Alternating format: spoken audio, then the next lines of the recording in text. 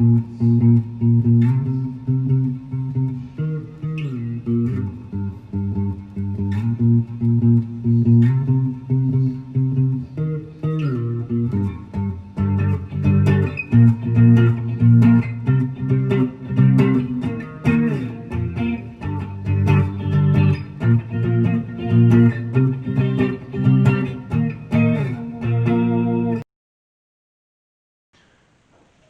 back to Coast Sports, the only show for the fans, by the fans.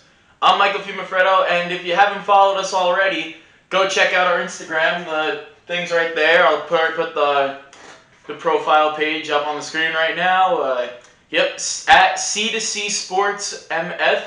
If you're not following it already, give it a follow. We're just starting off. Going to post stuff from the show, some breaking news, and just some fun stuff that's going on in my life, you know.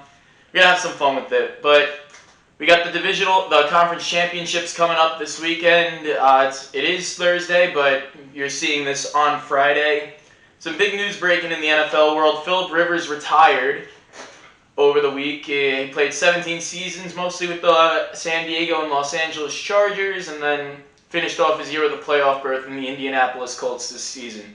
Drew Brees, also another superstar quarterback going out this year, also played for the Chargers, and he was replaced by Rivers and had a pretty good career with the Saints. Larry Scott, the Pac-12 commissioner, parted ways with the organization. He will no longer be the commissioner effective in July or June. And speaking of college sports, 6 Trojans are among big names that will be entering the 2020 NFL Draft. Or the 2021 NFL Draft. Sorry about that. The underclassmen were able to declare this past weekend. They had a 72-hour period to get all their eligibility in place, and some big names are coming out. Trevor Lawrence and Justin Fields headlining. They should go in the top 5, no doubt. Zach Wilson, another quarterback, along with Trey Lance and Mac Jones, who just finished off his stellar season with a national championship. Jalen Waddle and Patrick Surtain II also coming from the Alabama championship team. And then you got guys like Jamar Chase, Micah Parsons out of Penn State, and Penei Sewell, who I want my Jets to draft, coming out as well. But going back to NFL, we do have a big weekend with guys like Brian Dabble and Eric Bieniemy, some guys that are in the coaching rumor mills. There's still 2 teams out there that haven't hired a head coach for the season, the Houston Texans and the Philadelphia Eagles.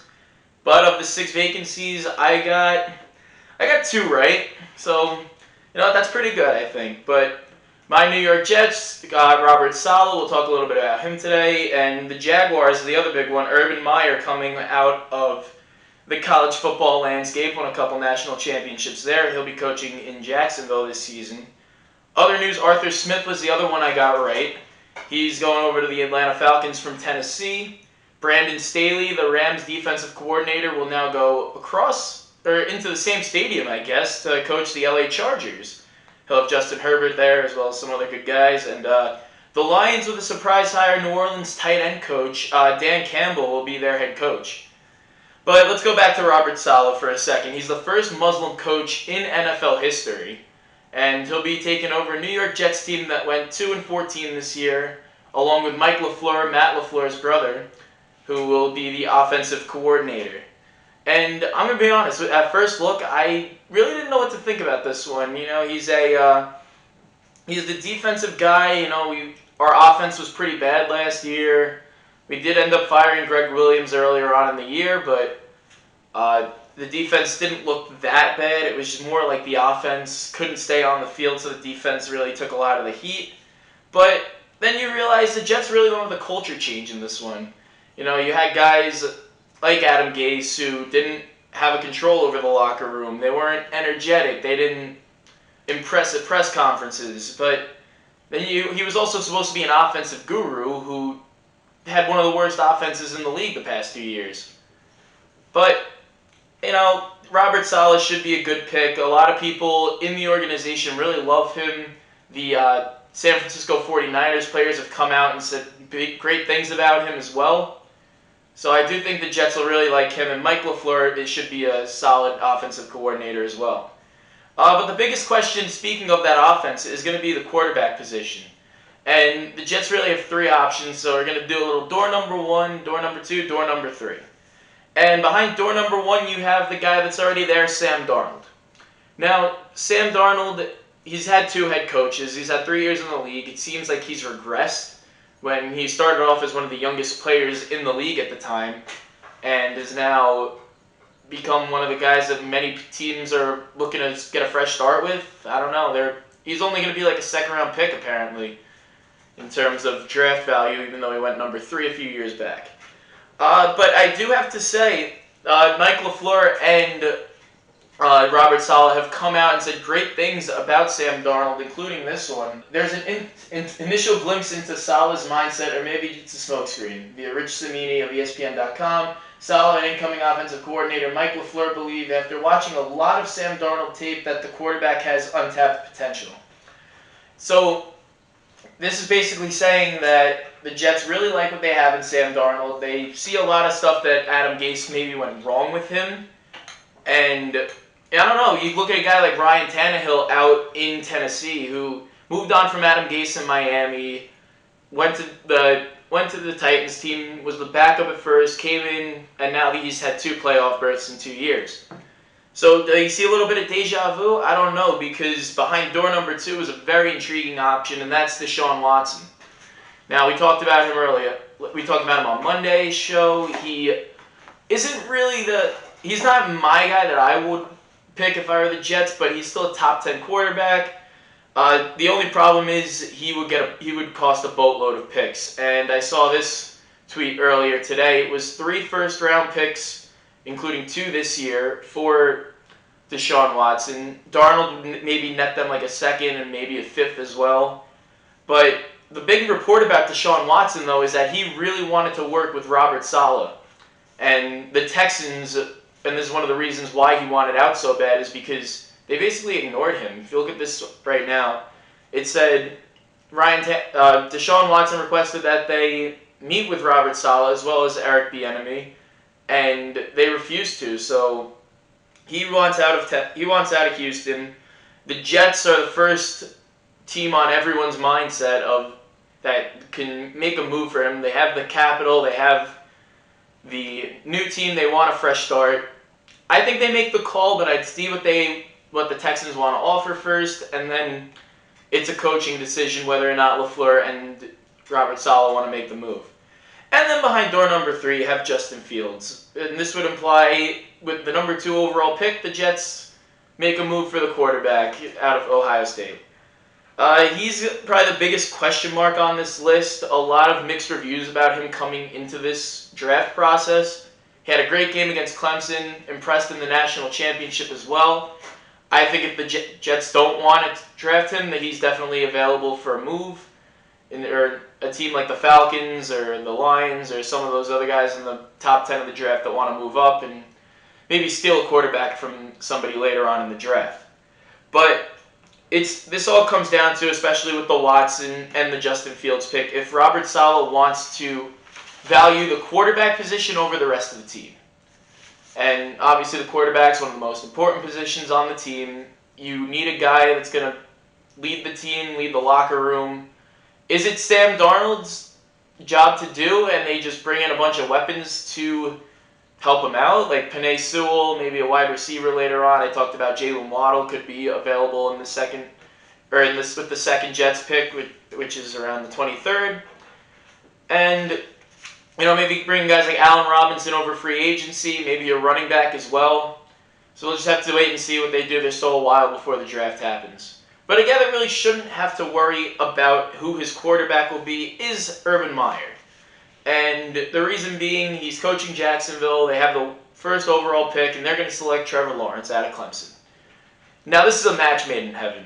You saw Clemson that Trevor Lawrence really did phenomenal in that power spread offense. Urban Meyer likes to run the spread, so it's definitely something that'll be a seamless transition for both of them. And just look at the list of quarterbacks that Urban Meyer has worked with. You got Alex Smith in Utah. You have Cam Newton and Tim Tebow in Florida. You have Dwayne Haskins and Joe Burrow at Ohio State most recently, among some other guys like Cardale Jones, J.T. Barrett, Braxton Miller, all those guys as well. On this list, I see 3 Heisman winners, Newton, Tebow, and Burrow, and then 3 number 1 overall picks as well, which being Smith, Newton, and Burrow.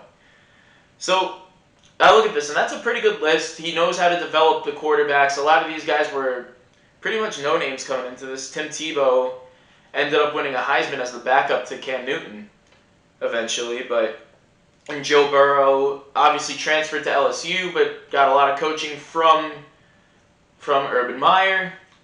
But I see Trevor Lawrence as the best one in this grouping. And I think it'll be a perfect tandem. They do have great weapons out there in Jacksonville with James Robinson. They have G.J. Chark, Laviska Shenault, a very good wide receiver, and Dede Westbrook. Maybe he can stay healthy and stay on the field. He'll be a great option for them. Who knows, they could even add some guys in the later rounds of the draft. We've seen teams do that when they bring in new quarterbacks.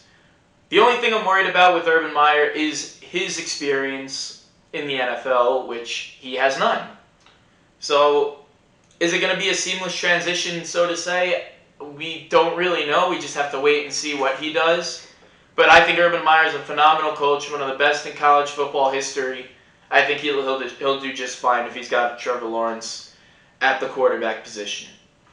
Now let's move from some of the worst teams in the league over to the best teams, and that being the 4 that are playing in the conference championships this week. We have the NFC Championship first, which will be the Tampa Bay Buccaneers traveling to Lambeau Field in January to take on the Green Bay Packers.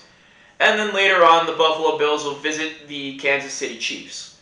Now, like I said, I'm filming this on Thursday, so Thursday morning, so to say. I just had my morning Starbucks. But he was a limited participant in practice, being Patrick Mahomes, the quarterback, likely or possible MVP candidate. He did practice yesterday, which being Wednesday, in a limited capacity. However, he's still in the concussion protocol, so we don't necessarily know if he's going to play. And I was talking about this with my friend Jack last night. This isn't an ankle sprain where you can be like, oh, well, it hurts, but, it's the conference championship. My team needs me to win. I could play through it. This is a concussion, and you have to clear the concussion protocol in order to play. So this isn't something he can say like, oh, game time decision, I'm going to play through this, whatever. He needs to be physically cleared to play. So that can be a big impact on the game, but I think if he could play, it's going to come later on in the week, maybe even Saturday. We could talk about it on Casual Saturdays, if he's going to play or not, but I'm going to make my predictions on what happens later on in the game, later on in the show, but there are some really intriguing storylines to look at this weekend, and first up being the quarterback position. It's youth and experience going head-to-head, really. Now, they're not going head-to-head in terms of the matchups, but in the AFC, both quarterbacks are under 25, and in the NFC, they're both over 35. So that's a 10, 12-year gap between the quarterbacks on one side and the quarterbacks on the other side, and they're going to end up meeting up in the championship. But when you look at this, it's going to be, they're just going to play. It's going to be no big deal. So the better quarterback wins. I think this week's going to be very telling of what happens in the Super Bowl as well. Is Father Time going to kick in for a guy like Tom Brady or Aaron Rodgers? Tom Brady is 43 years old, and we saw what he did last year in the playoffs. But on the other side, how are the young QBs like Josh Allen, who just won his first playoff game two weeks ago, or Patrick Mahomes, who threw 2 interceptions when the lights were bright in the Super Bowl last season? How are they going to handle the big moment? I mean, they're going up against a guy that's been there 7 times. And speaking of that, the next one is, it's the mainstays versus the new kids on the block. The Chiefs have hosted the AFC Championship game now in the past 3 seasons. And then you got teams like Green Bay who were in the Conference Championship last year. Aaron Rodgers is no stranger to it. Plus, they're playing in January Lambeau, which is one of the hardest places to play. And then you got on the other side, Buffalo. They won their first playoff game in 25 years a couple weeks back. Tampa Bay made the playoffs for the first time since 2002. I was 1 year old the last time they made it, and they won the Super Bowl that year. But this is going to be a battle of experience. You talk about Tom Brady, who's no stranger to the playoffs. Gronk as well, his tight end. But what about the other 51 guys on the team, like Mike Evans or Chris Godwin? They've never been to the playoffs. A lot of guys on that defense, this is their first time seeing the playoffs as well. But I think that these games are going to be very interesting, especially because they're both going to be rematches. Now, they both played in Week 6. Green Bay was the only team that had their bye week beforehand.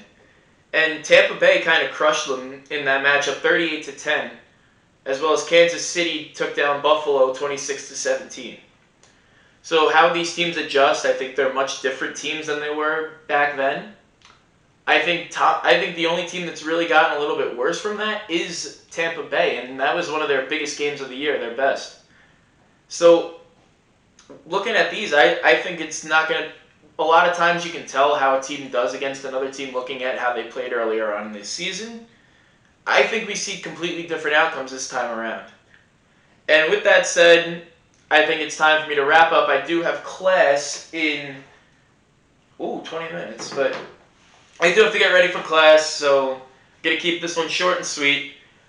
Tampa Bay could struggle a little bit, but the Green Bay defense isn't the best, so it could keep them in the game, so to say. But Aaron Rodgers is going to keep scoring. They're going to keep getting down the field, taking long drives, and one or two Tampa Bay punts could really keep them out of the game. So I think Green Bay wins this one. They're going to be in the Super Bowl. Like I said, they're my favorites. And on the other side, Kansas City, Buffalo, I think if Patrick Mahomes doesn't play, it's going to be a different story. But if he does, it's going to be a lot lower scoring than people will expect, just because I don't know how much he can do. Patrick Mahomes didn't practice all week. He's coming off a pretty gruesome injury. He doesn't want to really put his body on the line that much. I think Buffalo is going to be up the whole time, but then Kansas City rallies like they did in the Super Bowl. So I'm going to write down my score predictions, and you're going to see it on the screen. And once I write them down, I'm going to take a picture of it. But Green Bay, Tampa, I'm going to go 41-30. And Kansas City, Buffalo, I'm going to say Kansas City wins 24-20. So, all right, Kansas City, Buffalo, Green Bay, Tampa Bay. And there you go. You can see the scores there. I'm gonna take a picture of it just so we have them written down. And I'm gonna be nice to myself. If Patrick Mahomes does say that he's not playing, I will probably change the score of the Kansas City Buffalo game. But I think it should be pretty similar. But that's gonna do it for me. Remember, follow the Instagram. That's at C2C, the number 2, SportsMF. And once again, I'll show it on the screen, but that's going to do it for me.